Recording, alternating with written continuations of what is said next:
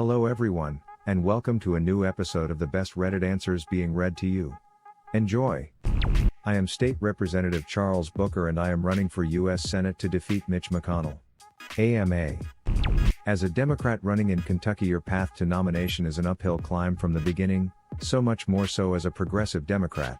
Outside of Lexington and Louisville, progressives in this state are few and far between. As a progressive from Eastern Kentucky currently living in Northern Kentucky, I know how few of us there are out here. If you are nominated, what is your strategy to reach voters in these communities, and how are you planning to convince them that they should vote for you? As I have traveled the Commonwealth, both physically and virtually, I have found that my populist message has broad appeal. My platform may seem unexpected for Kentucky, but when you peel the politics back and listen to Kentuckians, we always learn that we have so much more in common than we want. My policies are progressive and populist, but that isn't defined by a political party. Instead of trying to convince, I am leaning into the truth, honoring the humanity of people who see things differently, and standing consistent in my values. When you do that, people come to respect you.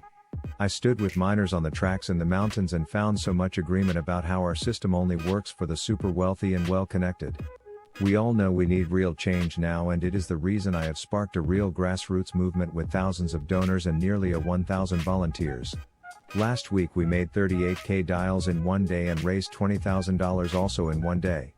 I have received the endorsements of over a dozen legislators from all over Kentucky, including all of House Democratic leadership, and of every political stripe in our movement. That's on top of Sunrise and several labor unions and other leaders from throughout Kentucky. They all know that we need real change and are joining our movement. I hope you will too. Thanks for the question. It's not a popular issue for many, but do you have any thoughts on prison reform? I'm in technical education and I've worked with a large number of convicts/inmates over the years. One thing that seems pretty clear to me is that most people don't give much thought to prison reform, but it is badly needed. The school-to-prison pipeline is a real issue. Stats can tell us who is likely to end up in prison based on their third-grade reading level. We have to disrupt that and do it now. We need to end private prisons now. My campaign is focused on ending generational poverty, and meaningful criminal justice/prison reform is a critical part of that. We know we have mass incarceration, but we also have mass criminalization. This is especially true for poorer communities, and Black and brown communities. We must push for substantial reforms that mean less people are imprisoned. Kentucky is a prime example of that, considering the fact that we have one of the highest incarceration rates on the planet. While we reform how people enter and leave the system, we must also address how people are treated within prison. There is so much trauma and structural racism within these institutions. I have pushed for legislation to provide trauma counseling for all incarcerated individuals.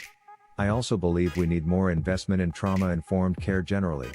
I fully agree that reform is badly needed, and I will stand with you to fight for it in Washington. What are your views on Kentucky's right-to-work laws? I oppose Kentucky's right-to-work laws.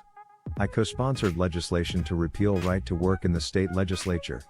I believe that we need strong labor unions in order to thrive economically, and that most of the economic growth that the middle class has seen in this country is a product of strong labor union organizing, regardless of whether or not you're in a labor union.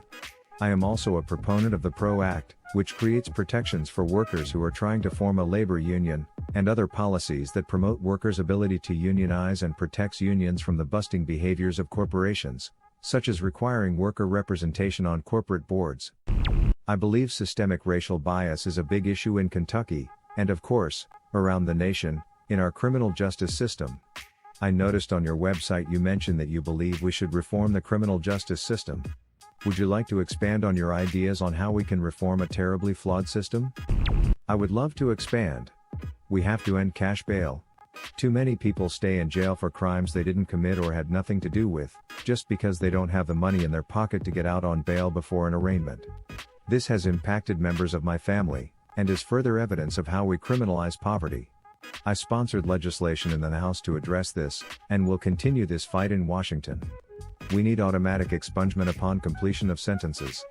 If someone has served their sentence, then they don't need to have to go through the rest of their life with a mark on their record that makes it harder for them to get a job, or to find housing, or to get a loan, or to pursue higher education. Legalization of cannabis. Too many folks are filling our jails and prisons for possession, sale, or use of a substance that's less harmful than alcohol. The war on drugs has been more of a war on poor families and communities of color. Addressing this is critical. Get rid of mandatory minimum sentences. This is basic. Mandatory minimums have a very clear disproportionate impact on black and brown communities. This is another example of structural and institutional racism. There are harsher sentences for crimes more common in black communities than white communities.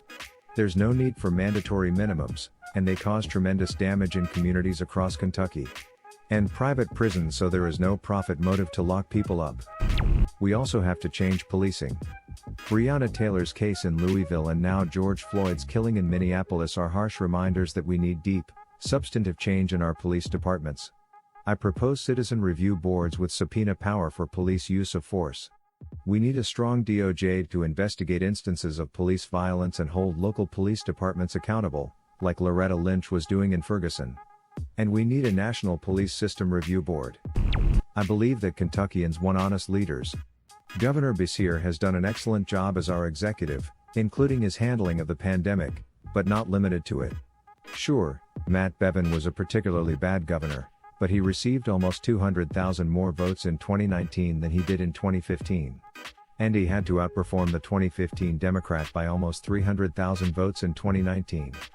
He did that by running an awesome campaign and talking honestly with Kentuckians about what he believes and why he is running.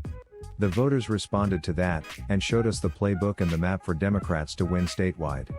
As much as this has shown us a path, it also showed us that we have much more work to do if we want to inspire the type of energy it will take to beat McDonald. That is exactly why my candidacy in this race is critical. In this race, we have a similarly disliked incumbent, Mitch, an open, honest Democrat who can motivate voters in the places where we have to win in big margins, me, and we have a primary opponent, McGrath, who is running a race that looks more like the 2015 Democratic gubernatorial candidate than the 2019 one. Do you think the election of Andy Beshear and his excellent leadership so far is a sign of Kentucky inching bluer?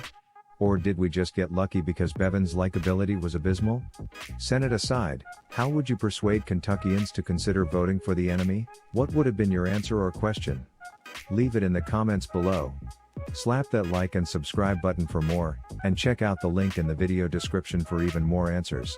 Peace out, and catch you in the next video.